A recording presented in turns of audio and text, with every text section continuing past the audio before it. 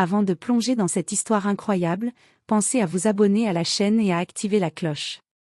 Ici, chaque récit a quelque chose à dire, et vous ne voudrez pas en manquer un seul. Sous un vieux pont, dans les rues froides d'une grande ville, un jeune garçon d'accent grave peine 10 ans s'abritait avec sa petite sœur. Son nom était Ellie, et depuis la mort de leurs parents, il faisait tout pour survivre, cirer des chaussures, ramasser des bouteilles, vendre des fleurs fanées au bord des routes. Malgré la misère, il gardait toujours un regard doux, plein de courage et de bonté. Chaque jour, Ellie répétait à sa sœur. Tant qu'on reste ensemble, on n'a pas tout perdu. Un matin, alors qu'il essayait de vendre de vieilles pommes sur le trottoir, une voiture de luxe noire s'arrêta devant lui. Un homme en costume, aux cheveux gris impeccablement coiffés, descendit, Monsieur Laurent Delcourt, un millionnaire connu pour son empire immobilier et son cœur de pierre. Il jeta un regard à Ellie, puis sortit un billet de $100. Tiens, petit, garde ça. Achète-toi à manger, dit-il d'un ton détaché. Ellie le regarda un instant, puis secoua la tête. Non, monsieur. Je ne veux pas d'argent. Le millionnaire fronça les sourcils, surpris. Tu refuses de l'argent? Pourquoi? Le garçon leva les yeux vers lui, le visage couvert de poussière, mais avec une dignité bouleversante. Parce que l'argent part vite, monsieur, mais si vous pouviez me donner un travail, je pourrais nourrir ma sœur tous les jours. Un silence tomba. Le millionnaire resta figé. Ce petit, qui n'avait rien, venait de refuser son argent pour demander une chance, pas de la pitié. Cette phrase simple, sincère, transperça le cœur de Monsieur Delcourt. Pour la première fois depuis longtemps, il sentit ses yeux s'embuer. Lui, l'homme puissant, venait de recevoir une leçon de courage et d'humanité d'un enfant des rues. Ce qu'il décida de faire ce jour-là allait changer à jamais la vie du garçon, et la sienne. Le lendemain, Monsieur Laurent Delcourt ne pouvait pas chasser de son esprit le visage de l'enfant. Il repensa à ces mots, si simples et pourtant si puissants, demander une chance plutôt que de l'argent. Toute sa vie, il avait cru que la richesse achetait le respect, le pouvoir et même la bonté. Et pourtant, ce garçon lui avait montré qu'aucun billet ne pouvait créer la dignité. À midi, il retourna au même endroit où il avait rencontré Ellie. Mais cette fois, il n'était pas seul avec sa voiture de luxe. Il sortit de son sac une enveloppe et un carnet d'adresses, puis s'agenouilla au niveau du garçon. « Ellie, je veux te proposer quelque chose, dit-il, cette fois avec un sérieux inattendu. » Le garçon, méfiant mais curieux, recula d'un pas. « Moi? Mais je ne sais rien faire, monsieur, juste survivre. C'est justement ça qui m'intéresse.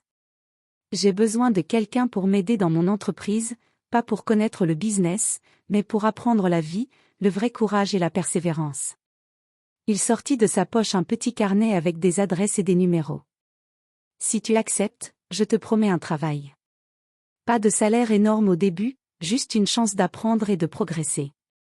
Tu pourras aussi prendre soin de ta sœur. » Ellie sentit son cœur battre très vite.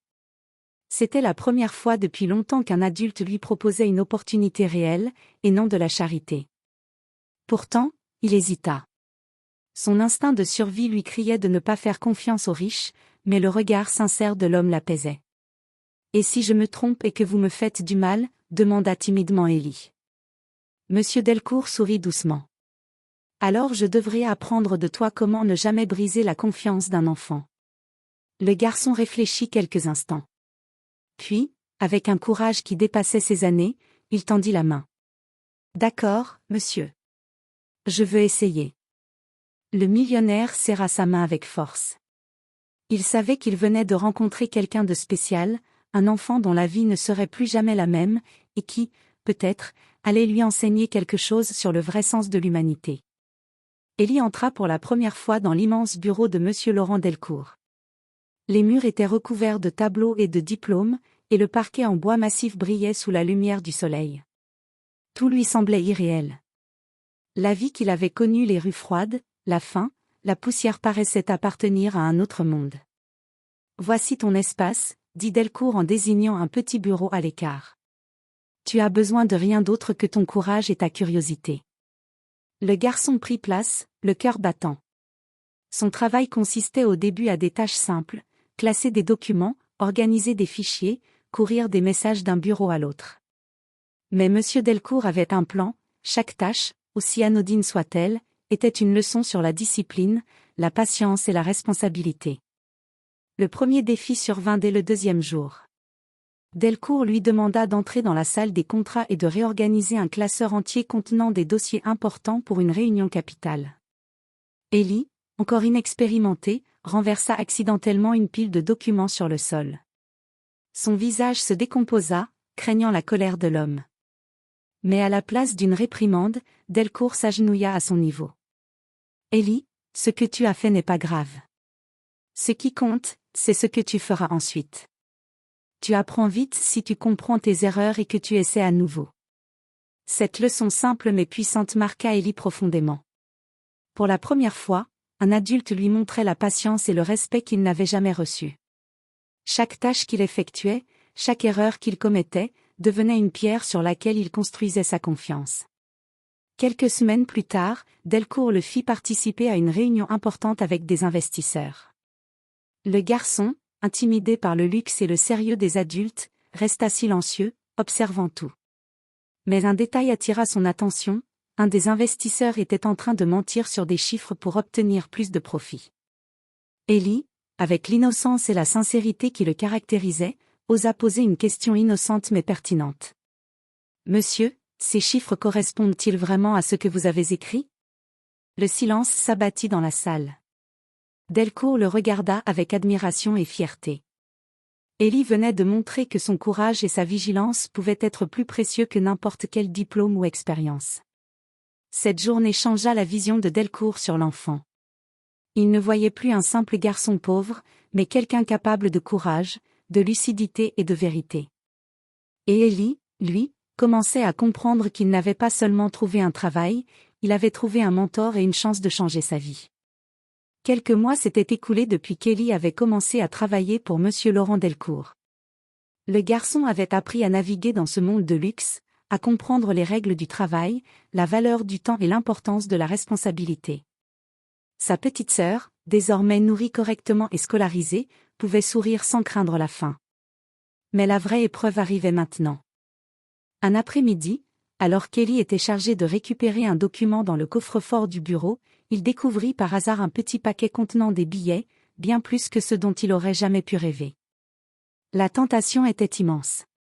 Personne ne le verrait. Il pourrait prendre l'argent et garantir à sa sœur une vie confortable immédiatement. Tout en lui criait « C'est ta chance, prends-la ». Pourtant, au fond de lui, la voix de M. Delcourt résonna. « Ce qui compte, ce n'est pas ce que tu peux obtenir, mais la manière dont tu le fais. » Élie inspira profondément. Il se rappela ces années dans la rue, où il avait vu des gens perdre tout respect et toute dignité pour quelques billets. Il pensa à sa sœur, à l'exemple qu'il voulait lui donner. Et alors, avec une force qu'il ne savait pas posséder, il referma le coffre-fort sans toucher à l'argent et retourna au bureau. Quand M. Delcourt apprit ce qui s'était passé, il resta sans voix. Il regarda Élie droit dans les yeux, et pour la première fois depuis longtemps, ses yeux brillaient de fierté et d'émotion. « Tu as choisi la voie la plus difficile, Élie, mais c'est exactement pour cela que tu réussiras dans la vie. »« Mais je voulais juste aider ma sœur, » murmura le garçon. « Et tu l'as fait avec ton intégrité. C'est bien plus précieux que n'importe quelle somme d'argent. » Ce moment scella leur relation. Delcourt savait que cet enfant n'était pas seulement intelligent et courageux, mais aussi moralement solide. Et Élie, pour la première fois, comprit que la vraie richesse ne se mesurait pas en billets, mais en valeur, dignité et confiance. Ce jour-là, Élie pleura en silence, non pas de faim ou de douleur, mais de fierté et d'espoir. Il avait appris que même dans un monde rempli de tentations et d'injustices, il pouvait rester fidèle à lui-même, et c'était peut-être la plus grande victoire de sa vie. Les mois suivants, Élie continua à travailler avec M. Delcourt. Chaque jour, il gagnait en confiance et en compétences.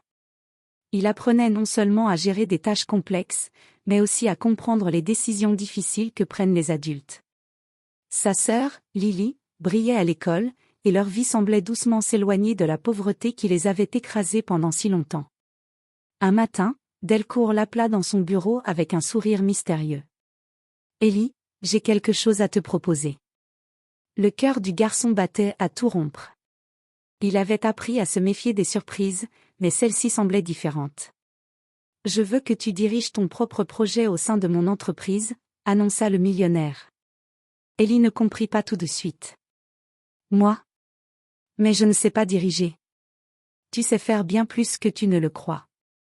Tu as du courage, de l'intégrité et une vision claire de ce que tu veux. Ce sont ces qualités que je valorise le plus. Je te donne une chance réelle, pas un simple travail de bureau. Le projet consistait à créer un programme de soutien pour les enfants des rues, leur donner des outils pour apprendre un métier, et surtout, leur offrir une chance que personne ne leur donne jamais. Delcourt savait qu'Ellie comprendrait mieux que quiconque ce que ses enfants traversaient. Ellie sentit ses yeux s'emplir de larmes. Pour la première fois de sa vie, il n'était plus juste un enfant pauvre cherchant à survivre. Il pouvait maintenant aider d'autres enfants à changer leur destin, tout en continuant à protéger sa sœur. Je n'ai jamais imaginé, merci, monsieur Delcourt, murmura-t-il, la voix tremblante. Le millionnaire posa sa main sur son épaule. Non, Ellie. Merci à toi. Tu m'as appris quelque chose de plus précieux que l'argent ou le pouvoir, la force de l'âme humaine. Et ce jour-là, alors que le soleil traversait les grandes fenêtres du bureau luxueux, Ellie comprit enfin que sa vie avait changé pour toujours. Il n'était plus seulement un enfant des rues, il était un exemple, un espoir, et la preuve vivante que le courage et l'intégrité peuvent transformer même les vies les plus brisées. Quelques années plus tard, grâce à ce programme, des centaines d'enfants des rues trouvèrent un nouveau chemin, et Ellie, devenue mentor et leader, regardait sa sœur sourire, sachant qu'il avait accompli ce que l'argent ne pouvait jamais acheter, la vraie dignité et la liberté du cœur.